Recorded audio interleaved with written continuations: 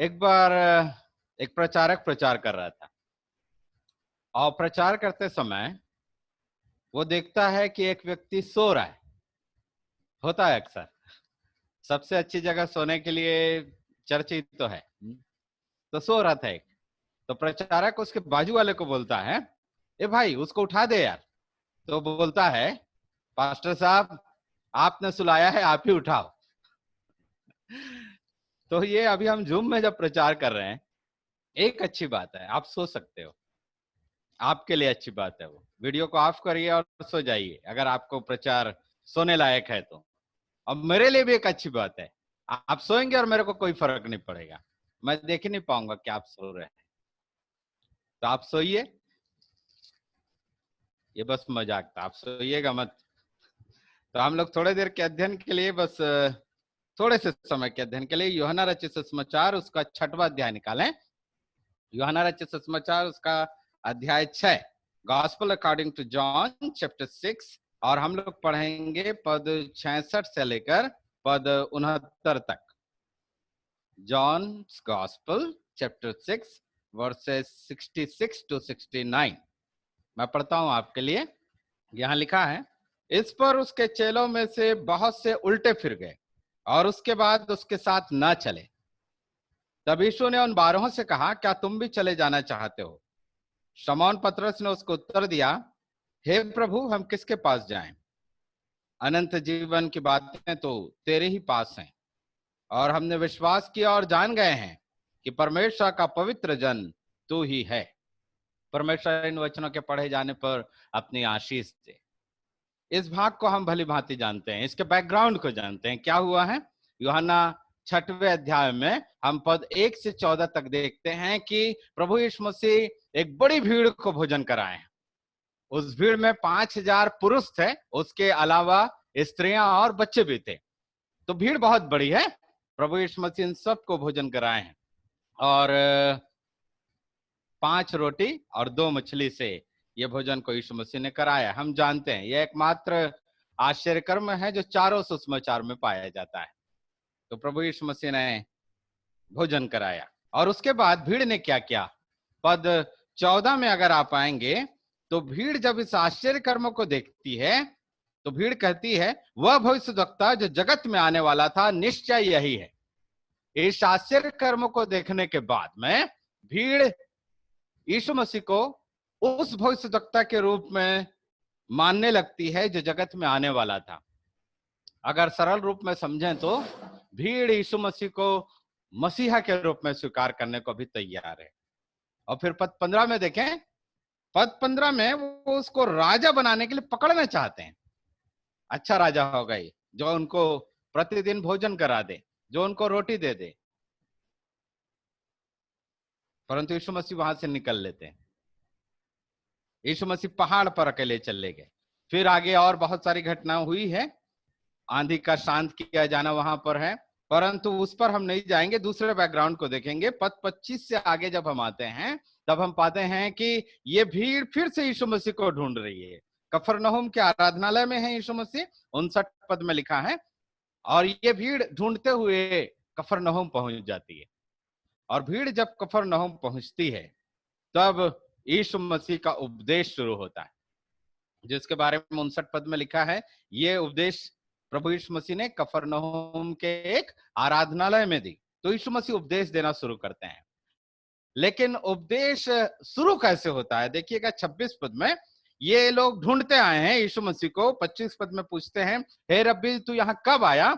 और यीशु ने उन्हें उत्तर दिया, पद 26 वर्स 26, मैं तुमसे सच सच कहता हूं, मैं तुमसे सच सच कहता हूं। कितने बार हम कई बातों को सच सच बोलने से हिचकिचाते हैं। कलीसिया में विश्वासी बुरा मान जाएंगे, ऐसा होगा वैसा होगा, कहीं इसका दूसरा परिणाम न निकल जाए। परंतु यीशु मसीह यहाँ पर कहते हैं, मैं तुमसे सच सच कहता हूं। उन्हें इस बात की चिंता नहीं है कि लोग बुरा मानेंगे कि नहीं मानेंगे, उन्हें इस बात की चिंता नहीं है कि इसके बाद लोगों की प्रतिक्रिया क्या होगी। एक सच बात है जो यीशु मसीह उनको बताना चाहते हैं, कुछ भी छिपा के नहीं रखना चाहते, और यह सच्चाई उनके संबंध में है। उनके संबंध में एक बात को यीशु मसीह बताना चाहते हैं। कुछ बात है जो तुम्हारे बारे में सच है और तुम उस बात की अनदेखी करते हुए मेरे पास आए हो, तुम उस बात को ढांपते हुए मेरे पास आए हो, तुम अपने आप को धोखा देते हुए मेरे पास आए हो और तुम मुझे भी धोखा देने की कोशिश कर रहे हो। तुम यह बताने की कोशिश कर रहे हो कि तुम मुझे ढूंढ रहे हो। नहीं, तुम ये बताने की कोशिश कर रहे हो कि तुम मुझे इसलिए ढूंढ रहे हो क्योंकि तुमने आश्चर्य कर्म देखे। नहीं, यीशु मसीह कहते हैं पद 26 में, मैं तुमसे सच सच कहता हूं, तुम मुझे इसलिए नहीं ढूंढते हो कि तुमने आश्चर्य कर्म देखे, परंतु इसलिए कि तुम रोटियां खाकर तृप्त हुए। यीशु मसीह उनको बतला दिए, तुम मुझे क्यों ढूंढ रहे हो? इसलिए क्योंकि तुम रोटियां खाकर तृप्त हुए हो। कितनी बड़ी बात यीशु मसीह ने बोल दी, बहुत बड़ी बात है, बहुत अपमानजनक बात है ये, किसी के भी अहम को चोट लगने वाली बात है। पर यीशु मसीह ने सच सच इन बातों को बता दिया। बहुत सच्चाई है उनमें। सच्चाई को छिपा के नहीं रखना है, बताना है। मनुष्य को उसका हकीकत बताना है, उसका स्वभाव बताना है, उसके अभिलाषा को बताना है, उनका अभिप्राय क्या है इसको बताना है। बता दिया यीशु मसीह ने। और फिर आगे हम देखते हैं कि जब यीशु मसीह इन बातों को उनको बताते हैं, उसके पश्चात और भी ढेरों बातें हैं, परंतु हमारे पास समय नहीं है, इसलिए तुरंत हम आगे जाएंगे। यीशु मसीह इनको विश्वास करने का निमंत्रण देते हैं। पद 29 में वो लिखा है, यीशु ने उन्हें उत्तर दिया, परमेश्वर का कार्य यह है कि तुम उस पर जिसे उसने भेजा है विश्वास करो। वर्स 29, तुम विश्वास करो, जिसे परमेश्वर ने भेजा है उस पर तुम विश्वास करो। विश्वास करने का न्योता यीशु मसीह ने दे दिया इस भीड़ को। जो भीड़ रोटी ढूंढते आई है, यीशु मसीह अब उन्हें विश्वास करने का निमंत्रण देते हैं। और फिर आगे पद 32 से 35 तक हम अगर पढ़ें, 32 to 35, यीशु मसीह अपने बारे में कुछ नई चीज इनको बताते हैं। ये रोटी ढूंढते आए हैं और यीशु मसीह इनको बताते हैं कि मैं जीवन की रोटी हूं। तुम अनाज से बने हुए रोटी को मत ढूंढो, जीवन की रोटी मैं हूं जो स्वर्ग से उतरा है। यीशु मसीह ने एक नया प्रकटीकरण दिया। जब यीशु मसीह इस बात को बोले, उससे पहले ये सभी लोग जो उसके पीछे हो लिए थे, वे तुरंत मूसा को याद किए। मूसा ने हमारे बाप दादों को मन्ना खिलाया था, आपने हमारे लिए क्या किया है, या आप हमारे लिए क्या करेंगे? तुरंत वो मूसा को याद कर रहे हैं। और यीशु मसीह बोलते हैं कि नहीं, जो मन्ना जो तुम सोच रहे हो कि मूसा ने दिया, नहीं, मूसा ने नहीं दिया, पहली बात। और दूसरी बात, वह जो मन्ना है वो मैं पढ़ता हूं आपके लिए 32 पद में, मैं तुमसे सच सच कहता हूं कि मूसा ने तुम्हें वह रोटी स्वर्ग से न दी, परंतु मेरा पिता तुम्हें सच्ची रोटी स्वर्ग से देता है। ये कंपैरिजन को देखिए, तुलना को देखिए। दो बात यीशु मसीह बता रहे हैं। पहली बात, तुम दावा कर रहे हो कि मूसा ने तुम्हें वह रोटी दी, नहीं, मूसा ने नहीं दी। किसने दी है? पिता ने दी है ना। वो मन्ना भी पिता ने ही दिया है, मूसा ने नहीं दिया है। मूसा ने बस लोगों को बताया कि तुमको ऐसा कुछ मिलेगा सुबह सुबह जब तुम जाओगे, परमेश्वर वह तुमको देता है। मूसा ने नहीं दिया। दूसरी बात, वह स्वर्ग की सच्ची रोटी नहीं थी। मन्ना स्वर्ग की सच्ची रोटी नहीं। यीशु मसीह बता रहे हैं कि सच्ची रोटी तो मैं हूं जो पिता स्वर्ग से देता है, क्योंकि मन्ना खाने वाले तो मर मिटे। आगे हम जो जानते हैं, प्रभु यीशु मसीह कहते हैं पद 39 में, पद 49 में, 49 में, तुम्हारे बाप दादों ने जंगल में मन्ना खाया और मर गए। तो मन्ना वो सच्ची रोटी नहीं है जो परमेश्वर पिता देना चाहता है। सच्ची रोटी मैं हूं। तो यीशु मसीह इस बात को प्रकट किए अपने बारे में।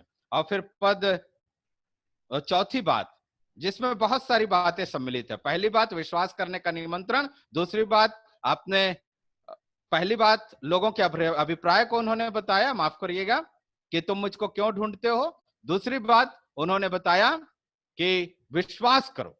तीसरी बात, उन्होंने बताया मैं कौन हूं, मैं सच्ची रोटी हूं। और उसके बाद बहुत सारी बातों को बताएं। चौथा बात करके मैं उसको बता रहा हूं। उसमें पहले पद 40 और 47 में उन्होंने बताया तुम्हें अनंत जीवन कैसे मिलेगा, इस बात को यीशु मसीह ने बताया। फिर पद 39, 40, 44 और 54 में जाएंगे तो पुनरुत्थान के बारे में शिक्षा है कि अंतिम दिन मैं जिलाऊंगा।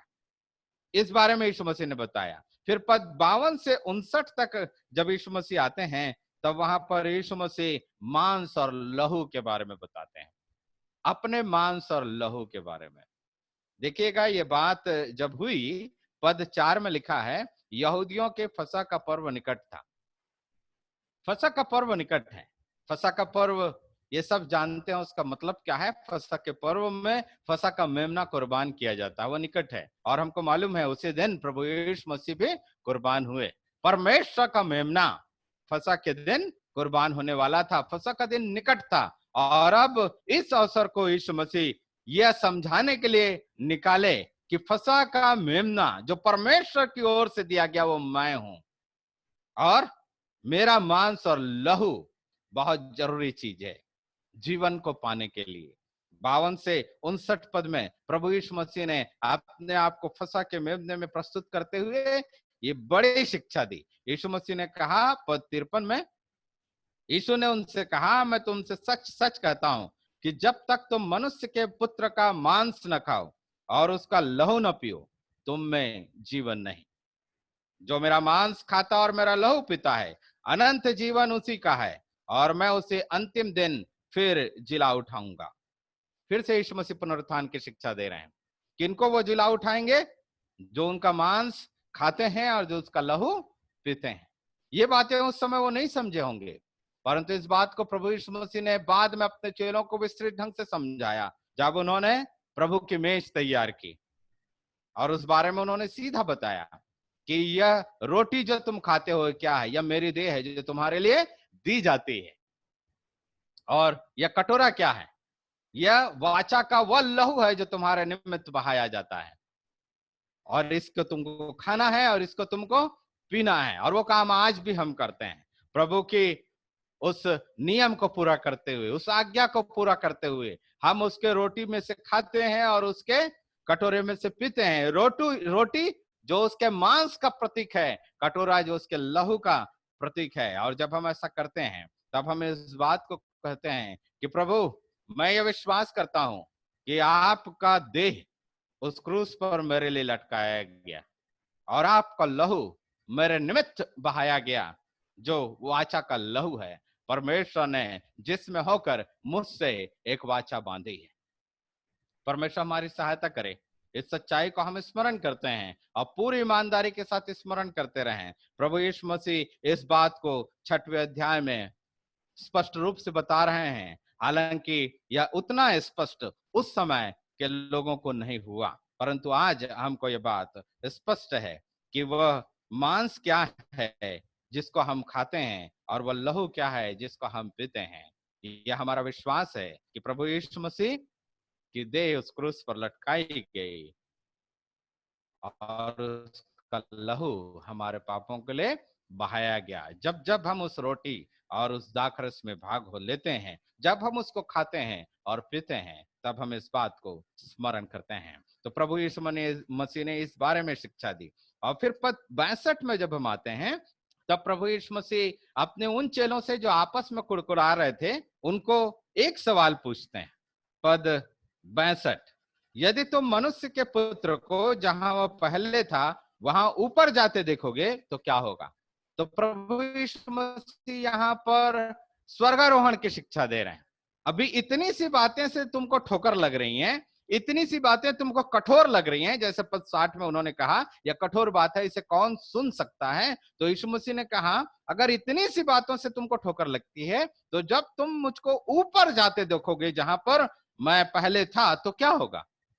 तो प्रभु यीशु मसीह ने अपने स्वर्गारोहण की शिक्षा दे दी। और फिर पद 63 में आते हैं, वर्स 63, तो वहां पर प्रभु यीशु मसीह अपने सारे शिक्षा का निचोड़ देते हैं। वो निचोड़ ये है, मैं पढ़ता हूं आपके लिए, आत्मा तो जीवनदायक है, शरीर से कुछ लाभ नहीं। जो बातें मैंने तुमसे कही हैं वे आत्मा है और जीवन भी है। एक बार फिर से पढ़ना कितना मधुर लग रहा है, मैं फिर से पढ़ूंगा इसको, आप भी अपने बाइबल में इसे देखें और आनंदित हों। यीशु मसीह ने कहा, आत्मा तो जीवनदायक है, शरीर से कुछ लाभ नहीं। जो बातें मैंने तुमसे कही हैं वे आत्मा है और जीवन भी है। तो ये यीशु मसीह के शिक्षा का निचोड़ था। यीशु मसीह ने क्या कह दिया? आत्मा तो जीवनदायक है, शरीर से कुछ लाभ नहीं।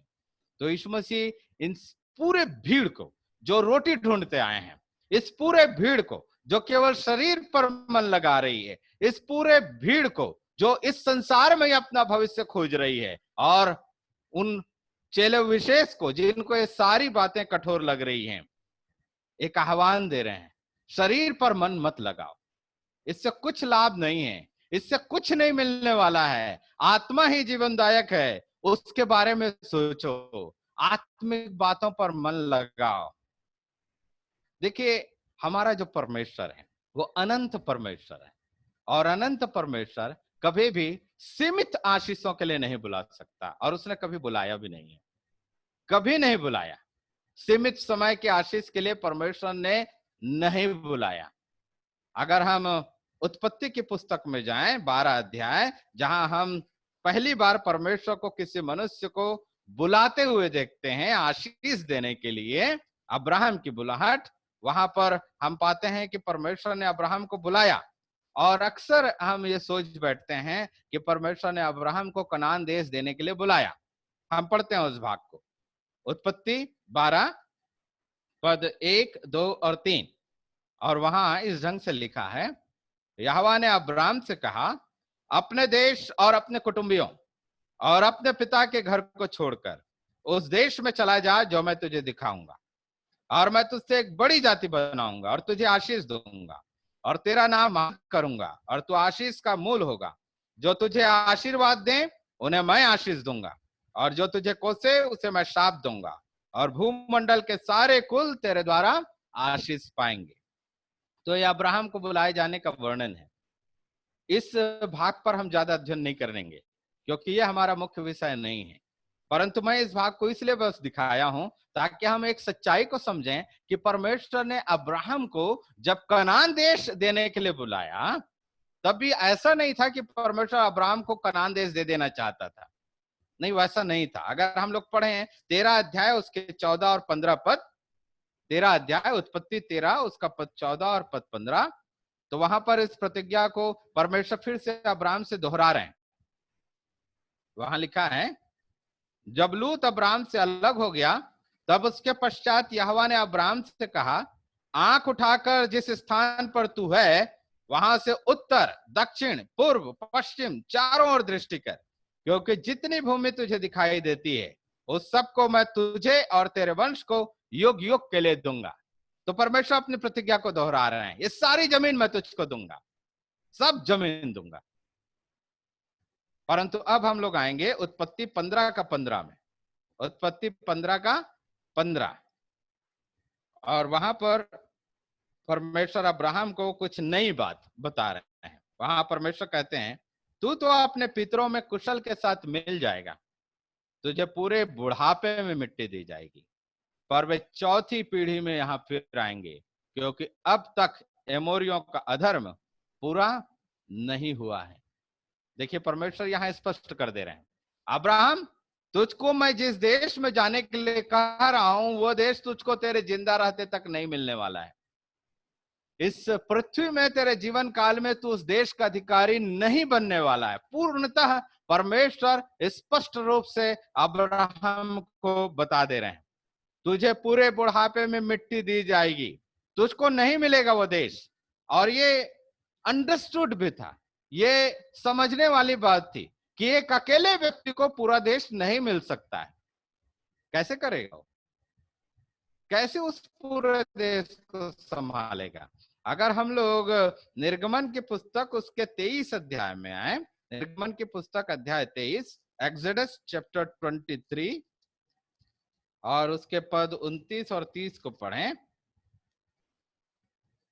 निर्गमन की पुस्तक अध्याय 23, 23 पद 29 और 30, वहां पे ऐसा लिखा है, मैं उनको तेरे आगे से एक ही वर्ष में न निकाल दूंगा, ऐसा न हो कि देश उजाड़ हो जाए और बनैले पशु बढ़कर तुझे दुख देने लगे। जब तक तू फूल फल कर देश को अपने अधिकार में न कर ले, तब तक मैं उन्हें तेरे आगे से थोड़ा थोड़ा करके निकालता रहूंगा। तो ये बात परमेश्वर मूसा को बता रहा है इसराइली जब कनान देश में चले जाएंगे तब भी एकाएक परमेश्वर उनको नहीं निकालेगा, पूर्णतः नहीं निकालेगा, थोड़ा थोड़ा करके निकालेगा। कारण क्या है? देश बड़ा है, लोग कम हैं, और अगर परमेश्वर पूरे कनानियों को एक साथ निकाल दे तो खाली पड़े देश पे जंगली जानवरों का आतंक छा जाएगा। तो कुछ लोग चाहिए जो उन जंगली जानवरों को कंट्रोल करे। कब तक परमेश्वर उनको नहीं निकालेगा? जब तक इस्राएली संख्या में ना बढ़ जाएं उन बनेले पशुओं को नियंत्रित करने के लिए, तब तक वह देश पूरी रीति से केवल और केवल इनके अधिकार में नहीं आने वाला। कुछ कनानी रहेंगे वहां। तो जब उतने लाखों लोगों की आबादी को परमेश्वर पूरे देश को एकाएक हैंड ओवर नहीं करेगा तो अकेले व्यक्ति को कैसे हैंड ओवर करेगा? यह समझने वाली बात है। तो परमेश्वर की योजना में कभी भी यह नहीं था कि अब्राहम को, अकेले एक व्यक्ति को, वह उसके जीवित रहते समय वह देश दे दे। हमको समझना चाहिए इस बात को, और इस बात को अब्राहम को परमेश्वर ने स्पष्ट रूप से बता भी दिया, जो हमने पढ़ा उत्पत्ति 15 के 15 में, कि मैं तुझको वह देश देने वाला नहीं हूं, 4 पीढ़ी का समय लगेगा।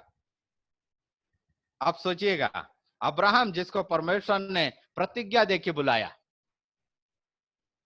कि उस देश में चले जा जो देश मैं तुझे देता हूं, और फिर वो देश उसको मिल नहीं रहा है, जिंदा है वो, और वो देश मिल नहीं रहा है, तो क्या मतलब है उसके निकल जाने का? एक देश को छोड़ने का क्या मतलब है जब दूसरा देश उसको मिल नहीं रहा है? उसको अपने लोगों को छोड़ने का क्या मतलब है? कोई अर्थ नजर नहीं आता।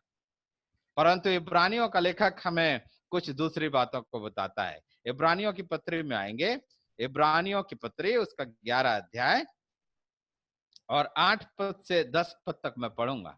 इब्रानियों की पत्री अध्याय 11 पद 8 से पद 10 तक। वहां लिखा है, विश्वास ही से अब्राहम जब बुलाया गया तो आज्ञा मानकर ऐसी जगह निकल गया जिसे मिरास में लेने वाला था, और यह न जानता था कि मैं किधर जाता हूं, तो भी निकल गया। विश्वासी से उसने प्रतिज्ञा किए हुए देश में, पराये देश में परदेशी के समान रहकर इसहाक और याकूब समेत जो उसके साथ उसी प्रतिज्ञा के वारिस थे तंबुओं में वास किया। अब पद 10 को गौर से पढ़िएगा। वहां लिखा है, क्योंकि वह उस स्थिर नींव वाले नगर की बाट जोता था जिसका रचने वाला और बनाने वाला परमेश्वर है। तो यहां पूर्ण शिक्षा है। परमेश्वर ने अब्राहम को बुलाया एक देश देने के लिए, और वह निकल पड़ा, और जिस देश की प्रतिज्ञा उसको हुई थी उस देश में वो कैसे रहा? परदेशी के समान। वह तंबू में भटकता फिरा। जब वो मेसोपोटामिया में था उसका घर था, परंतु अब वो तंबू में रहता है। उसने अपने घर को छोड़ दिया है, तंबू में यहां से वहां भटक रहा है। यहां अकाल पड़ता है, दूसरे जगह चले जाता है। पशुओं के लिए यहां चारा खत्म हुआ, दूसरे जगह वो गया। परदेशी के समान भटकता रहा, परंतु खुश है क्योंकि वो उस देश को मिरास में लेने के लिए निकला है। पद 8 में लिखा है, जिसे मिरास में लेने वाला था वो उसको मिलने वाला था, वो उसके हक की बात थी। परमेश्वर ने उसको कह दिया था कि मैं तुझे और तेरे वंश को दूंगा, और वो उसको मिरास में लेने के लिए निकल पड़ा। और यह भी स्पष्ट था कि उसके जीते जी उसको नहीं मिलेगा। तो फिर उसको मिलेगा कब? देखिए 10 पद में कहता है, वह उस स्थिर नींव वाले नगर की बाट जोता था। वह तंबू में रहने के लिए बना नहीं था, वो जानता है। उस समय वह तंबू में रह रहा है, तंबू जिसका कोई नींव नहीं है, और न कि वो ऊर वाले नगर की बात है जो स्थिर नहीं है, परंतु वह उस नगर की बाट जोता है जिसका नींव स्थिर है, और जिसका रचने वाला और बनाने वाला परमेश्वर है। उस प्रतिज्ञा की हुए देश को वो पाना चाहता है, लेकिन कब पाना चाहता है? वो नहीं मिलेगा उसको उसके जीवित रहते तक। फिर कब मिलेगा? वह उसको मिलेगा पुनरुत्थान के बाद। वह उसको मिलेगा बाद में। उस नगर को वो नहीं बनाएगा, उसकी नींव वो नहीं डालेगा, परंतु उसका रचने वाला और बनाने वाला परमेश्वर है। हम जानते हैं वो कनान देश, वो प्रतिज्ञा किया देश, वहां पर परमेश्वर का राज्य होगा। परमेश्वर का पुत्र प्रभु यीशु मसीह उस देश में राज करने के लिए आएगा, उसी देश में जिसकी प्रतिज्ञा परमेश्वर ने अब्राहम को दी थी। और अब्राहम ने उस दिन को देखा जब वह उसको मिरास में लेने वाला था। हम इस बात को सोचकर आनंदित हों, और अब्राहम जरूर आनंदित होगा इस बात को मनन करते हुए कि मेरा वह देश है, मेरा, मुझको जो स्वयं परमेश्वर ने दिया है, मेरे देश में मसीहा राज करेगा, मेरे देश का राजा बनेगा परमेश्वर का पुत्र, और जो मेरा वंश कहलाएगा। अद्भुत बात है। अब्राहम ने अपने जीते जी उस देश को पाने के लिए अपना जीवन नहीं दिया। अब्राहम उस देश को पाने के लिए निकला, परंतु उसका पूरा ध्यान था मौत के बाद के जीवन पर। उसका पूरा ध्यान था अनंत जीवन के समय पर, जब वह उस देश का सही अधिकारी बनेगा, जब उसका वंश उस देश का सही अधिकारी बनेगा। और क्या बड़ी बात, परमेश्वर का पुत्र उसके वंश के रूप में होकर उस देश का राजा बनकर राज करेगा। वह अब्राहम का देश परमेश्वर ने दिया हमेशा हमेशा के लिए। तो परमेश्वर कभी भी सीमित समय के लिए प्रतिज्ञा नहीं करता है। मूर्ख हैं वो लोग जो सीमित समय की आशीष को पाने के लिए परमेश्वर के पीछे पड़ चले हैं। मूर्ख थे वे लोग जो बस रोटी की तलाश में यीशु के पीछे थे, जबकि जीवन की रोटी उनके सम्मुख थी। मूर्ख होंगे हम अगर हम केवल इसी जीवन में आशा करें उस परमेश्वर से। यहां पर अगर हम पढ़ें आगे 13 पद से आगे मैं पढ़ता हूं, इब्रानियों 11 उसका 13 से 16 तक फिर से एक वर्णन है। ये सब विश्वास की दशा में मरे और उन्होंने प्रतिज्ञा की हुई वस्तुएं नहीं पाई। प्रतिज्ञा की हुई वस्तुएं नहीं पाई, सीधा लिखा है। पर उन्हें दूर से देखकर आनंदित हुए और मान लिया कि हम पृथ्वी पर परदेशी और बाहरी हैं। प्रतिज्ञा के हुए देश को देखा, दूर से देखे, आनंदित भी हो गए, ये मिलेगा हमको, क्योंकि परमेश्वर ने प्रतिज्ञा किया ये मिलेगा हमको। परंतु एक बात उन्होंने और जान लिया, अभी पृथ्वी पर जब हम हैं तो क्या है, हम परदेशी और बाहरी हैं। पृथ्वी पर रहते हुए यह देश हमारा नहीं है, परंतु पृथ्वी पर के जीवन के बाद का जो जीवन होगा उसमें यह प्रतिज्ञा किया हुआ देश हमको मिलेगा। वो दूर से देखे, आनंदित हुए और मान लिया। और देखिए 14 पद में लेखक लिखता है, जो ऐसी बातें कहते हैं, अब सारे लोगों को इंक्लूड कर रहे हो, जो ऐसी बातें कहते हैं वे प्रकट करते हैं कि स्वदेश की खोज में है ना? जो ऐसी बातें कहते हैं, जो पृथ्वी पर के अपने जीवन को परदेशी होने का जीवन मानते हैं, जो प्रतिज्ञा की बातों को केवल अनंत जीवन के समय में खोजते हैं, वे प्रकट करते हैं कि वे स्वदेश के खोज में हैं। वे प्रकट करते हैं कि वे इस पृथ्वी पर के जीवन के लिए समर्पित लोग नहीं हैं। वे अनंत बातों में रुचि रखते हैं। वे परमेश्वर के स्थिर चीजों पर रुचि रखते हैं। परमेश्वर का नाम महिमा पाए। आगे लेखक लिखता है, और जिस देश से वे निकल आए थे यदि उसकी सुधि करते तो उन्हें लौट जाने का अवसर था। निकले थे मेसोपोटामिया से, ऊर से निकले थे, और अगर वहां की बातें उनको याद आती, वहां की चीजें उनको अच्छी लगती, तो उनके पास अवसर था। कौन उनको रोकता? उनके पास अवसर था कि वे लौट जाते, पर वे नहीं लौटे। यहां तक कि हम बाद में देखते हैं अब्राहम को परमेश्वर ने बहुत धनवान किया, बहुत धनवान। अब एक विचार उसके मन में आ सकता था कि परमेश्वर ने एक समय मुझको वहां से निकलने बोला, अब देखो मैं निकला और परमेश्वर ने मुझको कितनी आशीष दी है, चलो इन आशीषों को लेकर मैं लौटता हूं और अपने लोगों को बताता हूं कि लोगों, तुमने मुझे निकलते समय मूर्ख सोचा होगा। जब मैं निकला और तुमने पूछा कि तुम कहां जाते हो और मैंने कहा कि मैं नहीं जानता कहां जाता हूं, तब तुमने कहा होगा मूर्ख है व्यक्ति। परंतु आज देखो मेरे पास सब कुछ है। परमेश्वर ने मुझे कितना धनवान बनाया है। परमेश्वर ने मुझे सब आशीषें दी हैं, यहां तक कि परमेश्वर ने मुझे एक पुत्र दिया है, बुढ़ापे में एक पुत्र। जब मुझसे पुत्र उत्पन्न हो ही नहीं सकता था, मुझको एक पुत्र दिया गया। ये मेरा परमेश्वर है। देखो इन सारी आशीषों को। हम में से प्रत्येक इस बात को करना पसंद करते हैं, परंतु हम जानते हैं अब्राहम उस बात को बताने के लिए भी नहीं लौटा। जिस नगर को उसने छोड़ा था, जिस देश को परमेश्वर ने उसे छोड़ने के लिए कहा था, उस देश की अभिलाषा उसने कभी नहीं की। ना तो वहां के कुछ चीजों को पाने के लिए वो लौटा, और ना ही अपने पास जो चीजें थी उसको दिखाने के लिए वो लौटा। वो नहीं लौटा, वो उसी देश में रहा जिस देश में परमेश्वर ने उसे भेजा था। उस देश में रहा, वो परदेशी होकर, हालांकि उसके पास अवसर था कि वह लौट सके। और वो क्यों नहीं लौटा? 16 पद में कहता है लेखक, पर वे एक उत्तम अर्थात स्वर्गीय देश के अभिलाषी हैं। उत्तम देश के अभिलाषी हैं, स्वर्गीय देश के अभिलाषी हैं। वो अभिलाषा उनको वापस नहीं खींचेगी, उर देश उनको वापस नहीं खींचेगा। कोई भी कारण चाहे क्यों ना हो, वो नहीं जाएंगे।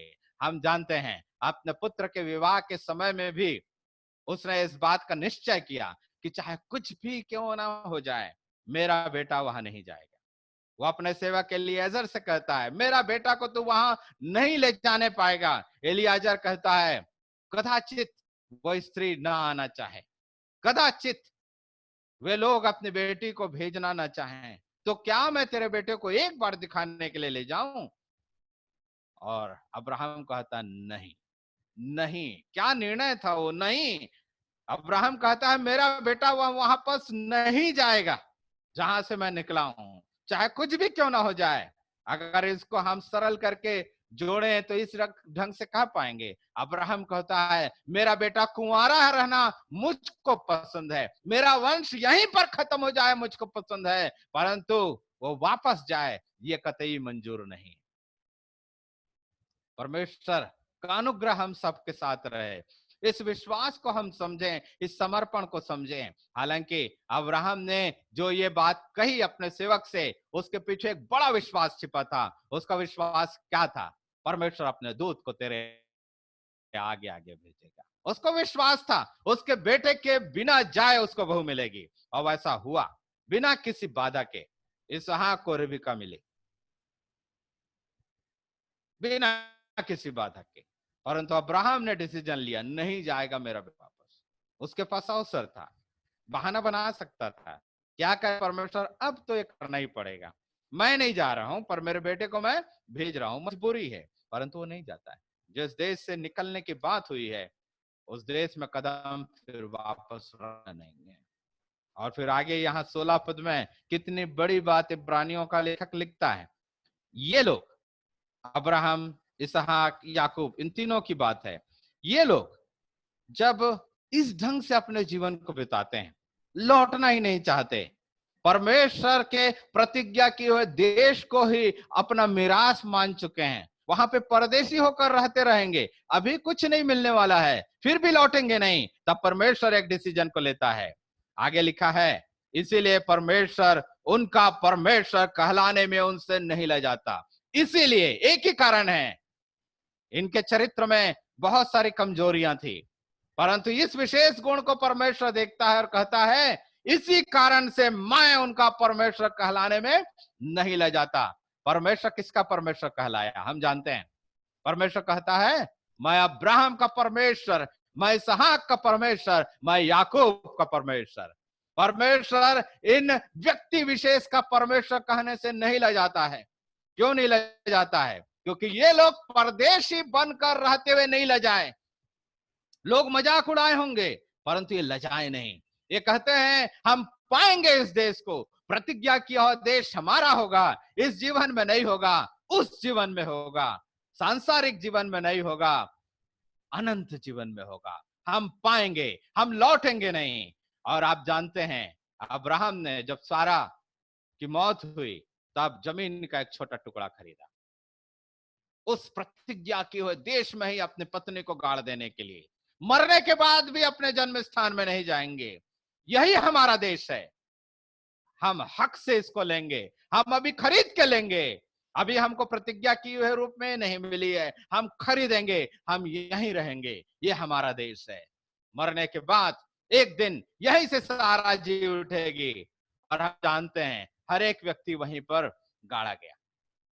इसहाक वहां पर दफनाया गया। याकूब ने अपने पुत्र से यह प्रतिज्ञा ली कि तू मुझे वहीं पर दफनाएगा। और यूसुफ ने इसराइलियों को आज्ञा दी कि मैं दफनाया तो यहां जा रहा हूं, परंतु जब परमेश्वर तुम्हारी सुधि ले तब मेरी हड्डियों को तुम क्या करना, उस देश में ले चलना जो देश हमारा है, जो देश हमें दिया गया है, जो देश को हम नहीं पाए हैं। हम मर मिट गए, कुछ मिट गए कनान देश में ही, और यूसुफ मिट गया मिस्र देश में परदेशी के रूप में अपना जीवन बिताते हुए, परंतु उन्होंने अपनी आशा नहीं खोई, उन्होंने परमेश्वर की प्रतिज्ञा पर अपना विश्वास नहीं खोया। वे कहते रहे बस एक ही बात, वह देश हमारा है, वह देश अनंत काल के लिए हमारा है, वह हमको मिलेगा। हम शरीर पर मन नहीं लगाते हैं, हमारा शरीर मिट जाएगा, परंतु हमारा शरीर एक दिन फिर से जी उठेगा जब आत्मा उसमें प्रवेश करेगी। आत्मा तो जीवनदायक है, आत्मा जीवन देगी, और हम उसी देश में खड़े होंगे जिस देश में हम परदेसी बन के रहे थे, और वह देश हमारा होगा। परमेश्वर का नाम महिमा पाए। बड़ी बात, बड़ी प्रतिज्ञा, बड़ा विश्वास। मूसा के बारे में भी हम जानते हैं। मूसा जो इसराइलियों को उस प्रतिज्ञा की हुए देश में ले जाने वाला था, वह भी उस देश में प्रवेश नहीं किया, नहीं किया। परमेश्वर ने उससे कहा तो उस देश में प्रवेश करने नहीं पाएगा, परंतु क्या सही में उस देश में प्रवेश करने नहीं पाएगा? नहीं, वह देश उसको मिलेगा। उसने दूर से उस देश को देखा पहाड़ की चोटी पर से, परंतु एक दिन वो खड़ा होगा उस देश पे, और अगर हम माने तो खड़ा हो चुका। जब प्रभु यीशु मसीह उस पहाड़ पर गए जिसे हम रूपांतरण के पहाड़ के रूप में जानते हैं, तो वहां पर यीशु मसीह के साथ थे एलिया और मूसा। उस पहाड़ पर, उस देश पर जिस पर वो जीवित रहते हुए जा नहीं पाया, अपने प्रभु के साथ खड़ा रहा। क्या महिमित बात है। सारी प्रतिज्ञाएं अनंत काल के लिए, इसराइलियों के लिए भी प्रतिज्ञा अनंत काल के लिए थी, वे समझ नहीं पाए थे। प्रभु यीशु मसीह के समय के जो लोग थे वो भी समझ नहीं पाए थे। वो प्रभु यीशु मसीह को बस एक ऐसे मसीहा के रूप में स्वीकार करना चाहते थे जो उनको उस समय की रोटी दे, जो उस समय उनकी जरूरतों को पूरा करे। परंतु यीशु मसीह तो कहते हैं शरीर पर मत मन लगाओ, आत्मा पर मन लगाओ, आत्मा जीवनदायक है। मैं अनंत काल का राजा हूं, मेरे अनंत काल के राज्य में प्रवेश करने के लिए आओ। हम सबको ये संदेश है। पहला कुरिन्थी की पत्री में, जिसको मैं एक बार बोल भी दिया था, उसको अगर हम पढ़ लें, पहला कुरिन्थियों की पत्री अध्याय 15, पहला कुरिन्थियों की पत्री, जहां पौलुस कुरिन्थ के विश्वासियों को पुनरुत्थान के संबंध में शिक्षा दे रहा है, वो लिखते हुए कहता है, पहला कुरिन्थी अध्याय 15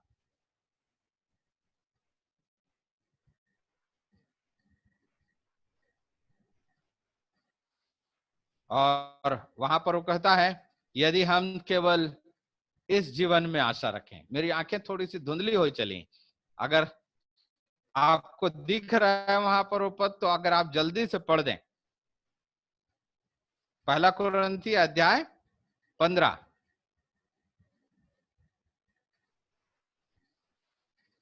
आपको नहीं दिख रहा है? ठीक है, मैं देखता हूं आपके लिए। 15 का 19, पहला कुरिन्थी अध्याय 15 का 19 पढ़ने में मदद कर देंगे?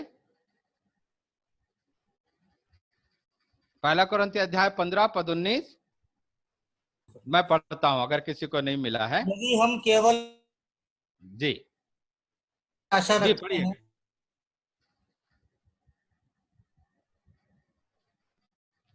ठीक है, मैं पढ़ता हूं। यदि हम केवल इसी जीवन मसीह से आशा रखते हैं तो हम सब मनुष्यों से अधिक अभागे हैं। पौलुस कितना स्पष्टता से बोलता है, यदि हम केवल इसी जीवन में आशा रखते हैं तो हम सब मनुष्यों से अधिक अभागे हैं। ये एक बड़ी सच्चाई है जो हमें समझ लेनी है। यदि हम केवल इसी जीवन में आशा रखते हैं तो हम सब मनुष्यों से अधिक अभागे हैं, क्योंकि बहुत सारी चीजें हमको नहीं मिलती हैं, बहुत सारी चीजें हमें नहीं मिलती हैं, बहुत सारे अवसर हमारे हाथ से छूट जाते हैं। हम तरसते हैं कई सारी चीजों के लिए, नहीं तरसते? बिल्कुल तरसते हैं। ढेरों चीजें जो हमसे दूर हैं, अगर हम केवल इसी जीवन में आशा रखते हैं तो हम सब मनुष्यों से अधिक अभागे हैं। परमेश्वर हमारी सहायता करे कि हम समझें इस बात को, केवल इसी जीवन में आशा न रखें। पौलुस तीमुथियुस को लिखते हुए कहता है, यदि हमारे पास खाने और पहनने के लिए है तो हमें उसी में संतोष करना चाहिए। संतोष सहित भक्ति बड़ी कमाई है। पौलुस ने इस बात को तीमुथियुस को समझा दिया, यदि हमारे पास खाने और पहनने के लिए है तो हमें उस पर संतोष करना चाहिए। अभी इस लॉकडाउन के समय में अगर आप सब लोग इस जूम के जरिए मुझको देख रहे हैं, सुन रहे हैं, तो यकीन मानिए आपके पास है खाने के लिए, नहीं तो आप इतना फुर्सत से ही यहाँ पर सुनते नहीं। हमारे पास है वो सारी चीजें जो हमको जीवित रख सकती हैं। तो क्या हम संतुष्टि का जीवन जी लें? पौलुस कह रहा है जियो, हम जिएंगे। क्या हम खुश हैं? क्या हम संतुष्ट हैं? संतोष सहित भक्ति बड़ी कमाई है। क्या हम इस बड़ी कमाई में खुश हैं? ये बड़ी शिक्षा आज हमको परमेश्वर देना चाहता है। क्या हम केवल इसी जीवन में आशा रख रहे हैं? क्या हम केवल शरीर पर मन लगा रहे हैं? यीशु मसीह हमको वापस बुला रहे हैं। आत्मा तो जीवनदायक है, शरीर से कुछ होने वाला नहीं है। यीशु मसीह ने उन लोगों को कहा, उस समय के चेलों को कहा, 12 चेलों को नहीं परंतु और कुछ लोग जो उसके साथ थे उनको यीशु मसीह ने कहा, और उन्होंने क्या किया? क्या किया उन्होंने? यूहन्ना 6 जो हमने पढ़ा, वे वापस लौट गए। वापस लौट गए, उनको कठोर लगी वो बातें। और जब वे वापस लौट गए तब 67 पद में, 67 में यीशु मसीह ने उन 12 से कहा, क्या तुम भी चले जाना चाहते हो? यीशु मसीह दरवाजा खोल दिए। बहुत सारे लोग चले गए, बहुत सारे। हम रहते, अगर यीशु मसीह मेरे चर्च का पास्टर रहता मेरी जगह में, तो वो क्या करता और मैं क्या करता हूं आज? आज तो मैं लोगों का पांव पकड़ के उनको चर्च के अंदर रखना चाह रहा हूं। कुछ भी हो यार, रहो ना यहाँ पर, कर लेंगे, एडजस्ट कर लेंगे। अब मैं ऐसा प्रचार नहीं करूंगा। यहां तक कि तो कई बार प्रचारकों को बोला जाता है, ऐसा प्रचार मत करो। यीशु मसीह थोड़े उल्टे उल्टे मैं उनको बोलूं कि अपने आप को बोलूं? यीशु मसीह सीधे हैं, हम उल्टे हैं, है ना। यीशु मसीह पूछते हैं, क्या तुम भी चले जाना चाहते हो? 12 लोग नहीं जा रहे हैं। यीशु मसीह बोलते हैं, जाओ ना, तुम लोग को भी जाना है। बातें तो मैं ऐसी बताऊंगा, ये अनंत जीवन की बातें हैं। मेरे पास शरीर के लिए कोई बात नहीं है, ऐसी बातें मैं बताऊंगा आगे भी। ये पहली बार नहीं है, ये शुरुआत है, आगे ऐसा ही चलते रहेगा। तुम भी जाना चाहते हो? और पतरस कहता है, हे प्रभु, हम किसके पास जाएं? अनंत जीवन की बातें तो तेरे ही पास हैं। कितनी बड़ी बात है ना। पतरस कहता है, हे प्रभु, हम किसके पास जाएं? अनंत जीवन की बातें तो तेरे ही पास हैं। कुछ लोगों को ये बातें कठोर लगी, कुछ लोगों को ये बातें अनंत जीवन की बातें लगी। कुछ लोग हमेशा रहेंगे जो अनंत जीवन की बातों के पीछे चलेंगे। पतरस कहता है, तेरे ही पास है, हम कहां जाएं प्रभु? परमेश्वर हमारी सहायता करे। हम कहने से डरे नहीं, हम लोगों को बताने से घबराए नहीं कि ये अनंत जीवन की बातें हैं। और परमेश्वर हमें कुछ लोग तो जरूर देगा जो कहेंगे कि अनंत जीवन की बातें तो तेरे ही पास हैं, हम कहां जाए? हम जानते हैं ये प्रभु यीशु मसीह उनको न केवल अनंत जीवन दिया परंतु अनंत जीवन की बातें भी उसके पास हैं। इसका मतलब क्या है? यहां पर पतरस ये नहीं बोला है कि अनंत जीवन तो तेरे पास है। पतरस कहता है अनंत जीवन की बातें तो तेरे ही पास हैं। अनंत जीवन भी उसके पास है और अनंत जीवन की बातें भी उसके पास है। बातों का मतलब क्या है? अनंत जीवन में हमारा जीवन कैसा होना चाहिए? अनंत काल तक हम जीने वाले हैं, परंतु उसका मापदंड क्या है, उसका गुणवत्ता क्या है, उसमें किस ढंग से हमको आगे अपने जीवन को ले चलना होगा, ये सारी बातें उसी के पास में हैं। अनंत जीवन पाना बस पर्याप्त नहीं है, विश्वास करते ही अनंत जीवन मिलता है, लेकिन उस अनंत जीवन को बिताएंगे कैसे, यह सीखना जरूरी है। इसलिए यीशु मसीह ने जब अपने चेलों को मत्ती 28:18 से 20 में आज्ञा दी तो उनको कहा कि स्वर्ग और पृथ्वी का सारा अधिकार मुझे दिया गया है, इसलिए तुम जाओ, सब जातियों के लोगों को चेला बनाओ, उन्हें पिता पुत्र और पवित्र आत्मा के नाम से बपतिस्मा दो, और सब बातें जो मैंने तुम्हें सिखाई है, सब बातें जो मैंने तुम्हें आज्ञा दी है, उन्हें मानना सिखाओ। परमेश्वर सहायता करे। अनंत जीवन की बातें हैं यहां पर जो यीशु मसीह ने अपने चेलों के जरिए हमको सिखा दी। ये केवल यीशु के पास है, हमें सीखने की जरूरत है। अनंत जीवन पा लिए हैं, उसको गुजारेंगे कैसे, सीखिए। इस पृथ्वी पर रहते हुए अनंत जीवन का अभ्यास करिए। शरीर पर नहीं परंतु आत्मा पर मन लगाइए। और आगे जब हम चलते जाते हैं, मेरा समय समाप्त हो रहा है, नहीं तो मैं और आगे बढ़ता। आगे जब हम पढ़ते हैं इस बात को, इब्रानियों की पत्री 10वां अध्याय उसके 13 पद में हम प्रभु यीशु मसीह के बारे में देखते हैं। वो भी अभी बाट जोह रहे हैं, बाट जोह रहे हैं। वो उनको भी मिली नहीं है प्रतिज्ञा की हुई चीजें। अभी सब बैरी उसके पांव तले आए नहीं है, बाट जोह रहे हैं। कहां पर बैठे हुए? अपने आप को उन्होंने बलिदान कर दिया, परम प्रधान के दाहिने जा बैठे, अपना काम पूरी रीति से समाप्त किया, और अभी भी इंतजार में है कि सब कुछ जो प्रतिज्ञा किया गया है उनको मिलेगा। उन्होंने भी शरीर पर रहते हुए, शरीर में रहते हुए सारी चीजें प्राप्त करने के बारे में नहीं सोचा, परंतु उस अनंत जीवन के समय में, अनंत जीवन के समय में वो सारी चीजों को प्राप्त करेंगे। और उस समय से वे बाट जोह रहे हैं जब से उन्होंने अपने आप को बलिदान किया है। हम भी बाट जो हैं उस समय के लिए जब हमको प्रतिज्ञा की हुई चीजें मिलेंगी। परमेश्वर हमारी सहायता करे। अनंत जीवन की बातें यीशु मसीह के पास में है और किसी के पास नहीं है। हम वहां से सीखते रहे हैं। एक बड़ी बात मैं कह के समाप्त करूं, प्रेरितों का काम उसका 5वां अध्याय और 20 पद, इसको पढ़कर मैं समाप्त कर दूं। प्रेरितों का काम अध्याय 5 और पद 20, जाओ मंदिर में खड़े होकर इस जीवन की सब बातें लोगों को सुनाओ। इस जीवन की सब बातें, कौन से जीवन की? अनंत जीवन की सब बातें। तो मैं ये बात को बोलकर समाप्त कर रहा हूं, एक विचार आपके मन में डाल देना चाहता हूं। पतरस जब यीशु मसीह को बोलते हैं यूहन्ना 6वें अध्याय में, अनंत जीवन की बातें तो तेरे ही पास हैं, परंतु अब वो अनंत जीवन की बातें किसके पास में है? वो अनंत जीवन की बातें प्रेरितों के पास में है। वो अनंत जीवन की बातें चेलों के पास में है।